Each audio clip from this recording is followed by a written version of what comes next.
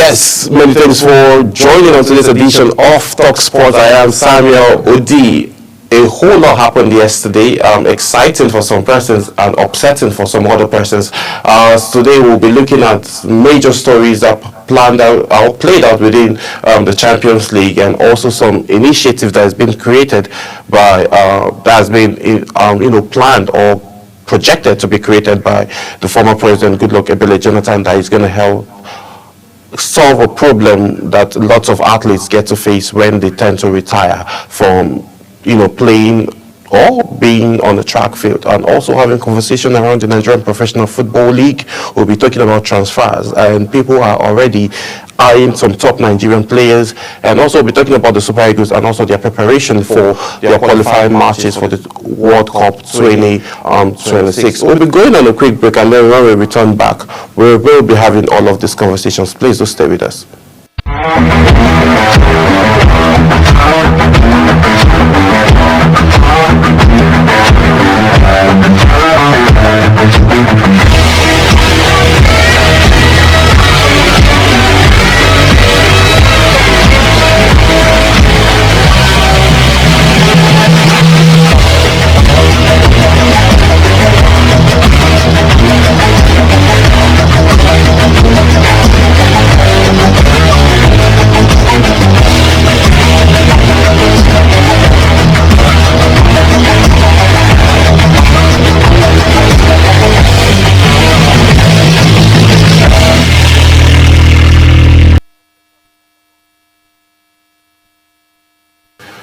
Yes, many thanks for staying with us. Now let's get right into it. The former president of Nigeria, President Goodluck Ebele Jonathan, has this to say when he was at the commissioning of the 25,000 seating capacity stadium in Bayelsa. The former president Goodluck Ebele Jonathan says he calls for the creation of pension fund for retired athletes who have brought honor to Nigeria during their groundbreaking ceremony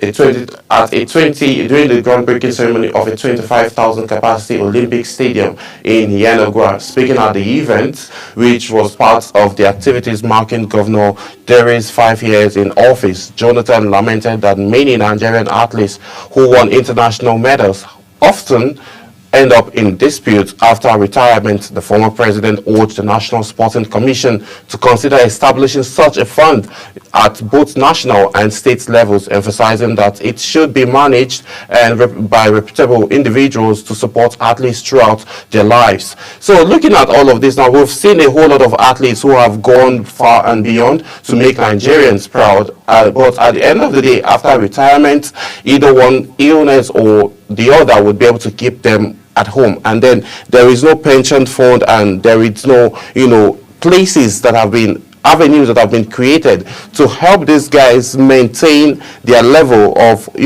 be creating impact for the next generation because of health challenges. So now with this current initiative that the former president Goodluck Ebele Jonathan is pitching to the Sporting Commission, I think it's something that is advisable for the commission to look into and also try to pay attention to it, given the fact that we have superb athletes that are currently doing Nigeria proud, winning medals for the country. But at the end of the day, if we don't have pension funds now that would help these guys maintain their longevity in terms of living healthy and also participating in training and bringing up and coming talents to be able to represent Nigerians in future competitions, I think that is going to be a problem. So this initiative is actually something Diko needs to look into. That's speaking about the chairman of the Sports Commission in Nigeria. So I think this is something they should look into and then see how all of these initiatives will be put into place, not just being on paper, but putting into place and then swinging right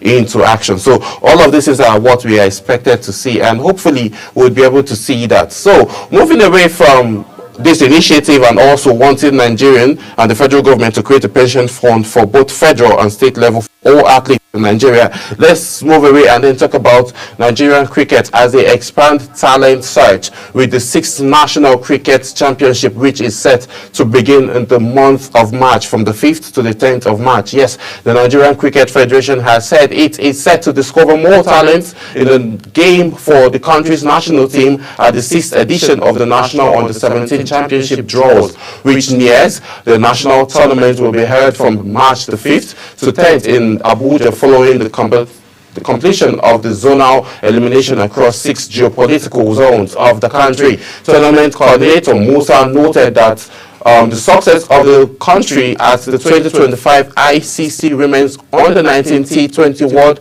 Cup in Malaysia was a result of the Federation's consistency in organizing tournaments over the years. The NCF National Under-17 Championship started in the year 2019 and has been providing the pathway for the next generation of superstars to represent Nigeria's national cricket teams.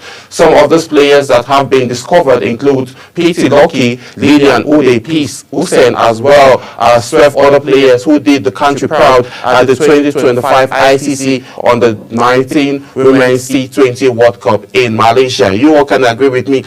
Before we even get into 2025, last year we witnessed the cricket team, that's the yellow and green, that's what we majorly call them in this part, that's what we majorly call them in the 2024 All-African Games in Ghana, representing Nigeria for the first time ever, featuring a competition like that. They emerged with the bronze medal, coming 3rd place. They're now going forward and advancing the Under-19 ladies now to the T20 World Cup in Malaysia, and then getting all through to the final. So grassroots is a basic of the growth of every sporting activity. Basically, just like Shehu Diko says a couple of weeks ago, I beg your pardon, he says, if we don't have grassroots sporting activities settled, nobody should come to him and have conversations for international competition. But now, so far we are seeing initiatives being put in place, and also we are seeing development on competitions being put in place in line with the current initiative created by Shehu Diko, who is the Sports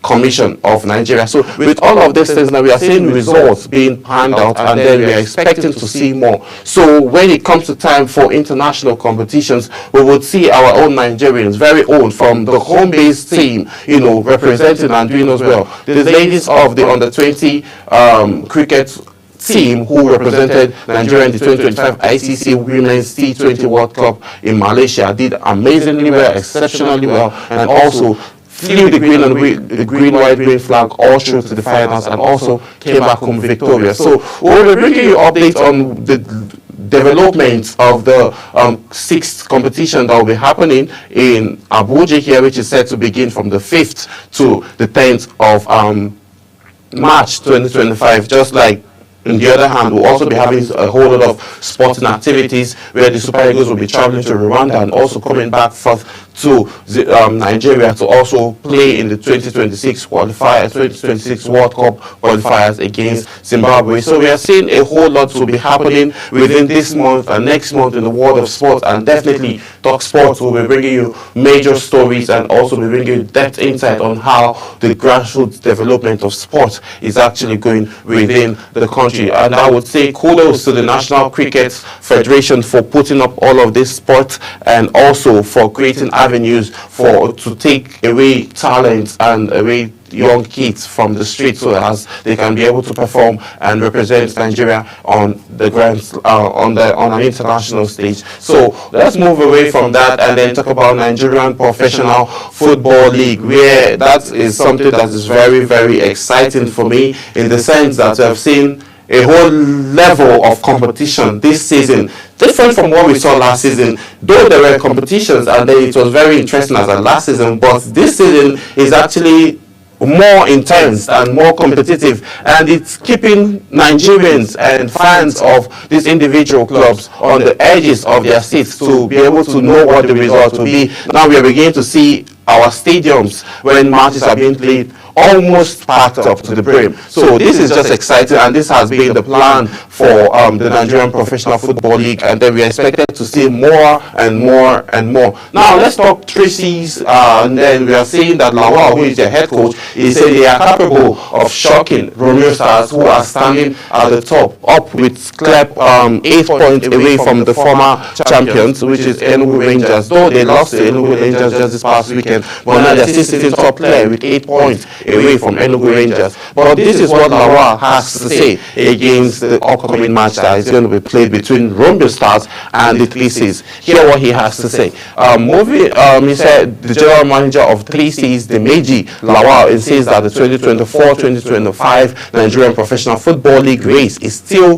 very much open, despite the former champions trailing Romeo Stars by 8 points. After 24 matches, Romeo Stars are top of the pack with 48 points, followed by 3Cs in second position with 40 points, 2 points ahead of the third place Rangers International to occupy the 3 continental slot for the league. Despite failing to close the gap on Romeo Stars in the last 2 games, which they lost 2-0 at Kwara United and 2-1 at Heartland, Lawal believes that they are still in a good position to pull off a big surprise on the leaders, although Oliye's Warriors set their eyes on a continental ticket as their season target at the start of the campaign. The 5-time champions have been vocal about their chances of winning the title again, with their last being in 1998. So now you can see the brain behind the firepower of Romeo Stars, why they keep winning and winning and winning, and at least settle for draw until Enugu Rangers decided to let them know that we are still sitting on the throne, despite you're the one leading the Premier League log at the point with 48 points, but we are still the defending champions. We haven't been overthrown, and then they defeated them by proving the point and then winning the game as at this weekend 2-1 away from home. So this is very upsetting for Romeo Stars, and then they are certain to make all of that right. But looking at all of this now, 40 points for 3Cs, second on the Premier League log. Then Enugu Rangers are also third on the Premier League log. Romeo Stars are leading the pack with 48 points from 24 games, and we still have a reasonable amount of games that need to be played. So we've seen Romeo Stars lose a game just this weekend. What then happens if 3Cs gets to defeat them or get a draw? That means they'll be having 49 points, and then Romeo Stars will be having 3Cs will be having 41 points. Enugu Rangers also have games to play. Now they used to be at the 4th and 5th position, that's where they've been shuffling at. But now automatically, after the win they secured against Romeo Stars, we have seen them on the 3rd of the Premier League log. Now, should Romeo Stars be worried? Of course, yes, I would advise them to be worried, because 24 games have just been played, and then we still have around 12 games that need to be played. So if Romeo Stars mistakenly take their foot off the gas and get another loss, and Enugu Rangers or the 3Cs get to win their next matches, then it's going to be a problem. I think their dream of going to the continent and also winning their 6th championship is actually going to be a problem. But what has happened, it's over 2 decades since the last time Romeo Stars won a title in Nigerian Professional Football League. Now they are looking to get all of that back in form. They are on form actually as we speak, and then they've been doing amazingly well. So looking at all of this now, if they continue their winning streaks, then they can be able to win and then go represent in the continent. But if they don't continue to win, losing matches and then getting draws, then there's a problem. 8 points is not so much of a point to just sleep on, because it's just 2 wins. When you have 2 wins and 2 draws, automatically you've won. You've gotten 8 points. Because looking at Enugu Rangers now, they won their last match. 3Cs now are at the verge of wanting to beat Romeo Stars. So just imagine they win now.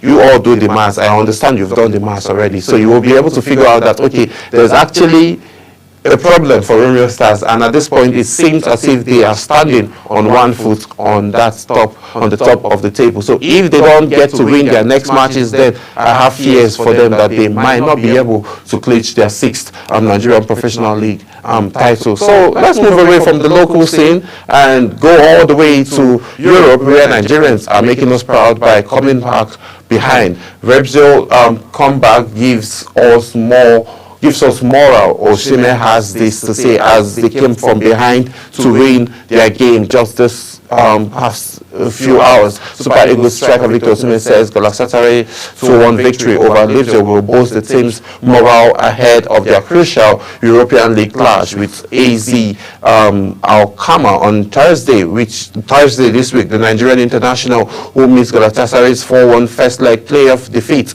to AZ Alkmaar due to suspension, netted a brace against Repsol earlier this week to help his side open a 6-point lead over Jose Mourinho's Fenerbahce at the Turkish Super League Summit. Victor Osimhen broke the deadlock in the 47th minute, heading home, and also crossbar before securing a victory with another header in the 86th minute. The 25-year-old also spoke about enlightened moments when Galatasaray's captain Fernando Marcel wore his trademark face mask after the final whistle. So looking at all of this now, there's been a whole lot of controversy. Galatasaray has been topping the league until they get knocked down after that 4-1 defeat. Due to the absence, it has been attributed that the absence of Victor Osimhen contributed to that loss. So if we are looking at that now, he came back after the suspension, and then we are seeing a different result. Coming from behind, and he alone, the man himself, Victor Osimhen, did the job and then secured 2 goals and 3 points for his team, added to his log for this period. This Looney now is looking to, maybe a household name when it comes to the Turkish league. We saw what he did with Napoli when he was in the Serie A, pushed them all through and scoring almost virtually in all games that he featured in. So looking at all of those, and whenever he wasn't around, it's either Napoli secures the draw or they get to lose the matches. But now we've seen how impactful he has been for this Galatasaray team, and also we are expected to see more from him when he comes to play for the Super Eagles in this qualifying matches, because he's at 25 years old and has never featured in the World Cup. So I'm sure this is going to be as interesting as it gets for him to be able to go and represent in the World Cup stage, the World Cup stages, and all of that is actually going to boost his own credibility and also his price tag. So looking at all of these angles now, I'm happy for him and happy for them, but let's see what pans out come Thursday as they get to face the guys that are trying to take away their championship and then take away their trophy away from them. Moving away from Europe, let's talk about the Scottish game, where Leo Balogun says he is confident that the Rangers would be able to reach European League as they progress. Glasgow Rangers defender Leon Balogun is optimistic that the Gears will progress into the next round of the UEFA Europa League this season and possibly reach the final. Rangers finished 8th in the league phase of the tournament, occupying the last automatic spot for the round of 16 with 14 points. With their Scottish Cup adventure over and their title race against Celtic getting wider, the European League seems like their only way to claim a piece of the silverware this season, and the Nigerian defender believes anything is possible. Rangers are currently awaiting the draws for the round of 16, where they will face any of the teams from the playoffs. Leon has been very, very vocal of late, and aside being very vocal and very confident in his team. So he also has, translated and then also talk about wanted to come to play for the Super Eagles with this current momentum. So looking at this current momentum of Leo Balogun, we are expected to see him come, get a call up for the Super Eagles. But looking at the Scottish League now, Celtics have been knocked off just a couple of hours ago from the Champions League, and then all of their attentions now will be focused on the Scottish League for them to be able to clinch that title, right? So if we're looking at that now, Leo Balogun now automatically, due to the fact that they were super amazing, the Rangers were super amazing, being cleared off 14 points, that means that gave them a first class ticket to go represent themselves in the round of 16. Looking at those angles now, if he is at that level and his team has that confidence, then they have so much work that needs to be done. Celtic are coming back with the firepower to maintain their top spot and see if they can still, get to win the title and return back to the Champions League come next season, because now they will fail goodbye by Bayern Munich in the ending section at the 94th minute of yesterday's clash against Bayern. But we'll have that conversation still. But looking at Leon Balogun now, I think he's very optimistic, and then his team has more confidence to be able to get it to that level and also represent extremely well. So we're wishing them well, wishing him well as well, and also hoping he gets a call up, given the fact that his form at this point is very, very superb. So let's see what pans out, how Eric Chell will be able to figure out, or if he will be getting a call up, because we've heard rumors that says that he has, hung his boots from playing for the Super Eagles, but he came out to react to it and said he is very much available to represent Nigeria and also wear the green, white, green jersey and fly the flag as well. So when we're seeing all of that,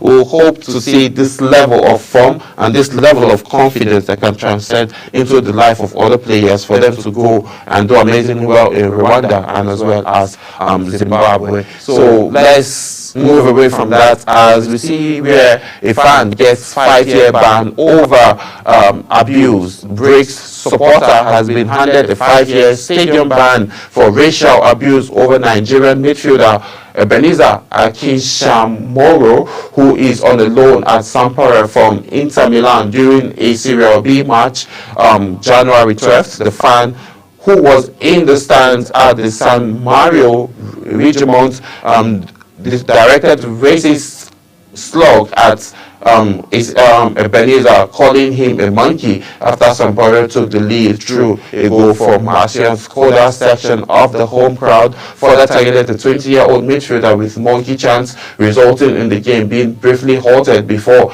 he was cautioned by the referee for responding to the chant. In response, Akin Shamoro reacted to the meme by mimicking the gesture and sounds of monkeys, seemingly mocking his abusers before he was substituted by his coach. So looking at this now, there is another investigation going on in Real Madrid at this point, but we'll talk about that. That's happening, going on between the referee and also Jude Bellingham, but we'll have that conversation later as this show continues. But talking about racial abuse, Vinicius Jr. have been very vocal. The FA have been very vocal against the UEFA and the FIFA. They've all been very vocal against this. So looking at them taking this drastic action after investigation, well, some persons have argued that the investigations took so long since all of this incident happened on the 12th of January, but they said it's taking so long. But I don't think it took so long. It took around four weeks to get confirmation that actually this did happen. So 5-year ban, some persons are saying it's too minimal for a fan who is, taunting a player with racial statements, calling him monkey. Some persons have argued that a fan was supposed to be banned for life from coming into the stadium. But let's see, with this current punishment, I think it's going to send a message to all fans worldwide to know that there is no room for the racism when it comes to anything sports globally. So kudos to FA, kudos to FIFA for taking these drastic measures and also making sure that, though the investigation happened and proven guilty, they have been able to secure punishment for these players. So I think it's very, very good, and we're expected to see more of this kind of punishment if fans are found guilty of accusing or having racial statements against players. So let's be going on a quick break, and then when we return back, we'll be having a conversation where Newcastle are eyeing Victor Boniface. Their interest is actually on the high as we speak currently. Just stay with us. We'll be right back.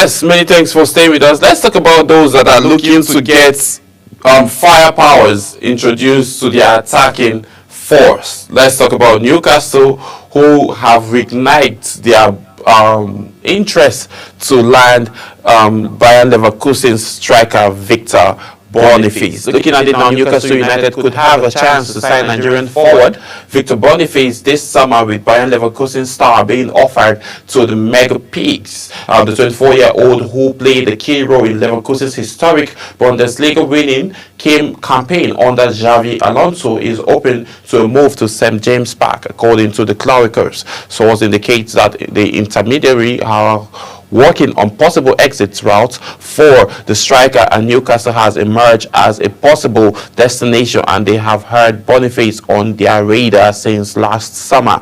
Boniface had earlier been on the verge of joining Saudi Pro League side Al Nassr in January before the move collapsed. A whole lot of questions are being asked why the move collapsed, and it's actually very, very worrisome why that move collapsed. There's a whole lot of questions being asked, but let's still look at it. The Super Eagles forward has since overcome hamstring injuries and hampered this season, and also remain one of the most highly regarded strikers in German football. You can argue with that with your data, because it's actually facts at this point that he is one of the top 3 strikers currently playing in the German league. Yes, you can argue. I said again, you can argue with your data on that, because he's very, very amazing. Just like Victor Osimhen, who is actually being recorded now as one of the top 3 strikers globally in the entire world. But we'll have that conversation. Someone mentioned Mbappe, but Mbappe is actually not a striker technically. He's not doing well currently as a top 9, but that's a conversation for another day. So looking at Victor Boniface now, we almost thought that he was going to go represent and also play in Al Nassr, but in January, just a go. But at the end of the day, somehow, somewhere, the deal collapsed, and we saw him, back to Leverkusen. Not just going back to Leverkusen, on the day he got back to Leverkusen, he scored a goal and also created an assist for his teammate, and he has been doing amazingly well on that form. So looking at all of this now, he's a very good fit for Bayern Leverkusen now. Pairing Alexander Isak and Victor Boniface, just hypothetically speaking, if he gets to get to Newcastle, I can't imagine how interesting it's going to be, because Alexander is more like calm and very aggressive. So having these 2 guys play together, I think is going to be a good fit. Looking at the style of play of Newcastle, they have strikers who, I beg your pardon, midfielders who always send the ball to the strikers, and they just get to do the job and then get to score goals. And also, they can also get the ball for themselves. That's by tackling defenders, making defenders uncomfortable, winning the ball, and also scoring. So looking at Victor Boniface at this point, if he makes it back, or if he gets to get a call-up and get signed to Newcastle, I think his value is going to go up, because he's going to be playing in the EPL, and also it's going to open more room for other players or other key teams, big clubs in Serie A and in the Champions League to be able to want to land him, because at this point he is 24, and that's what we're meant to understand, and he is doing amazingly well currently for Bayern Leverkusen, and winning. Just last season he won the Rookie of the Year, won championship, and also did amazingly well for the Super Eagles when he got called up for a couple of matches. So let's just wish and see how well he pans out, as other players or teams are looking to get players to come play in their place, in their club side. We're seeing other players eyeing to get to the European competition. Talking about Alex Iwobi, the Super Eagles and Fulham attacking midfielder Alex Iwobi has said that he is in pursuit of a European competition spot next season. Marco Silva's side finished the last 2 seasons in the 10th and the 13th place respectively, but a positive surge of form has seen Congress rank 8th after 25 top flight games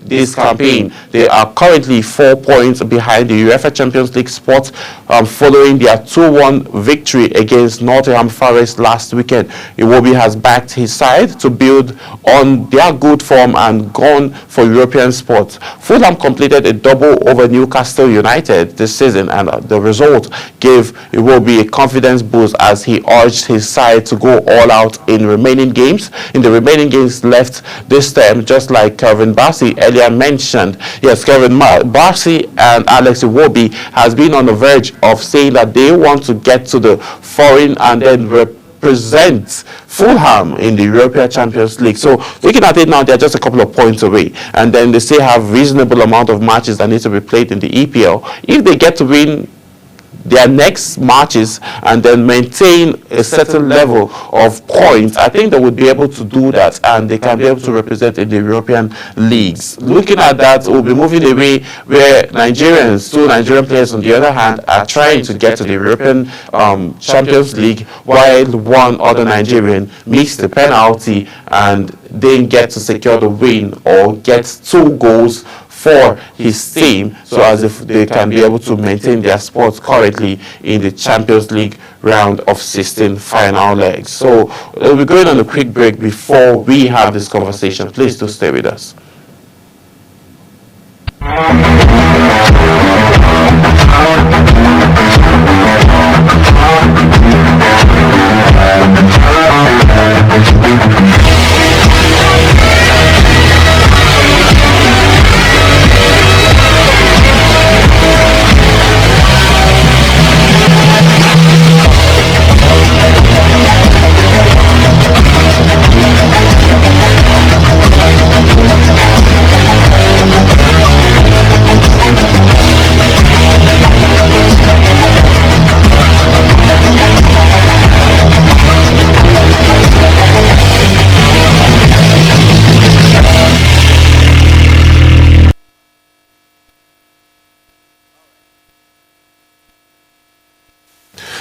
Yes, it's actually a very interesting thing going on today. And talking about Nigerians now who are doing amazingly well for their club side, was 2 planning to get to European UEFA Champions League, and 1, couldn't score a penalty to help his team secure or get to the next phase of the competition. And this is what his coach had to say, talking about Ademola Lookman. Atlanta manager Joe Pereiro has strongly criticized Ademola Lookman's penalty-taking abilities following the team's 3-1 defeat to Club Brugge in the Champions League knockout round playoffs just last night. The Nigerian forward had earlier scored Atlanta's only goal in the match, missed a crucial penalty that could have given his side a chance to fight back.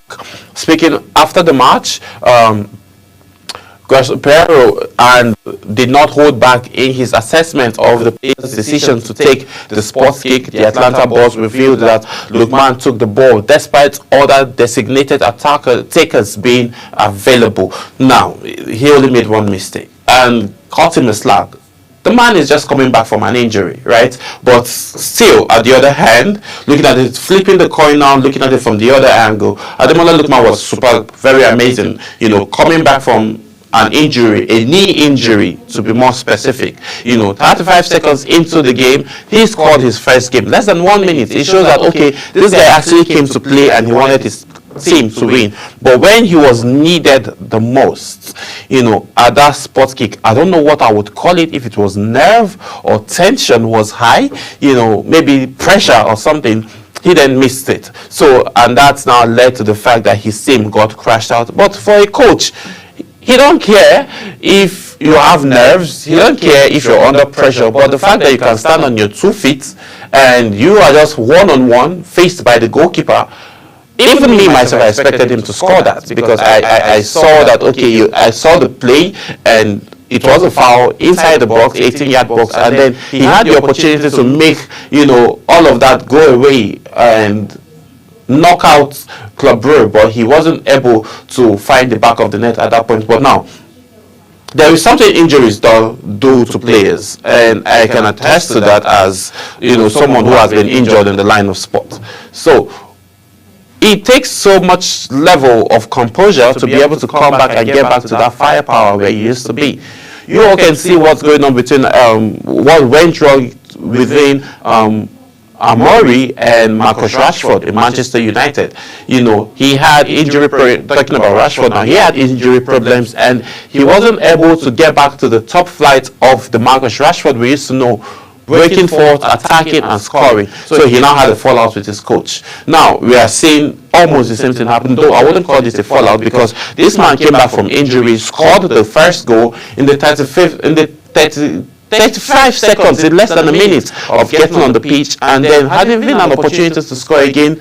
We don't know what will happen, but this is how interesting, you know, football is, and this is how interesting how sport is. You can be expecting someone to bank a goal. Cristiano Ronaldo misses penalties. Messi also misses penalties. Just like in basketball, LeBron James also, who is the greatest, who is sitting at the top log with the highest ever scoring points with 40,000 plus points, also misses layups. So all of these things happen. I think yesterday wasn't just the night for Ademola Lookman to be the utmost hero that he always is for Atlanta, but still, coming back from injury, from a knee injury, he still made an impact by scoring a goal. But let's see what happens as they focus more in the European League and also in the Serie A, and let's see how they would be able to navigate and get through and qualify for next year's Champions League. So talking about knocking off, yesterday night we saw a whole lot of upsets that came through from the UEFA Champions League, and it's very, very interesting as we see one of the major big guys in the Serie A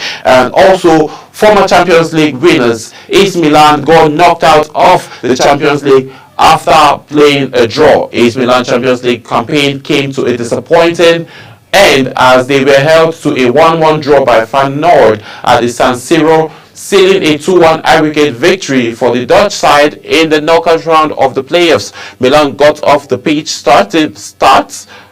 taking in the lead in the first minute through Santiago Gomez after an assist from Malik Tawan. However, the advantage was short-lived as the Italian side struggled to break down a disciplined Feyenoord defense. The match took a turn in the 51st minute when Milan's Theo Hernandez was shown a second yellow card, reducing the host to 10 men. Feyenoord capitalized on their numeric advantage and found an equalizer in the 73rd minute with Julian Carzet finishing off the assist from Bruno. So the red card was also shown yesterday at Atlanta. I almost skipped that part where the captain was actually being funny. But AC Milan, you know, a whole lot of persons expected AC Milan to scale through to the next phase of the knockout phase stages of the Champions League. But now, red card also contributed, and then, like I rightly mentioned, a well-disciplined defensive side of Feyenoord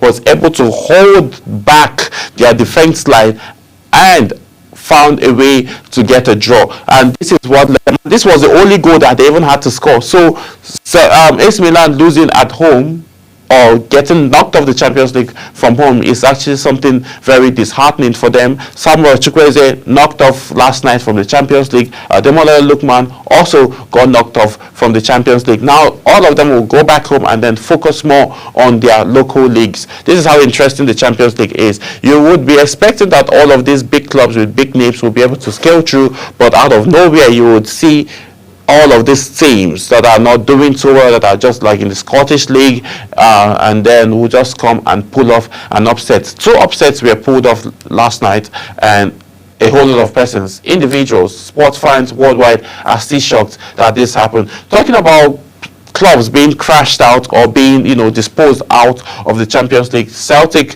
also crashed out of the Champions League in an agonizing fashion. Celtic's Champions League dreams were crushed in the cruelest fashion as they conceded in the 94th minute to crash out at Bayern Munich. The Scottish champions were leading 1-0 on Tuesday night thanks to Nicola Gredis' goal, and were headed to the extra time with the aggregate score at 2-2. Celtic had not made the last 16 since 2012-2013 season against all odds. Brandon Rodgers said looked to have a chance after a battling performance at the Alzheimer's Arena. They had a battling chance, obviously, but this company side, you know, maintained their pace and decided to prove that we are home and we have what it takes to get through.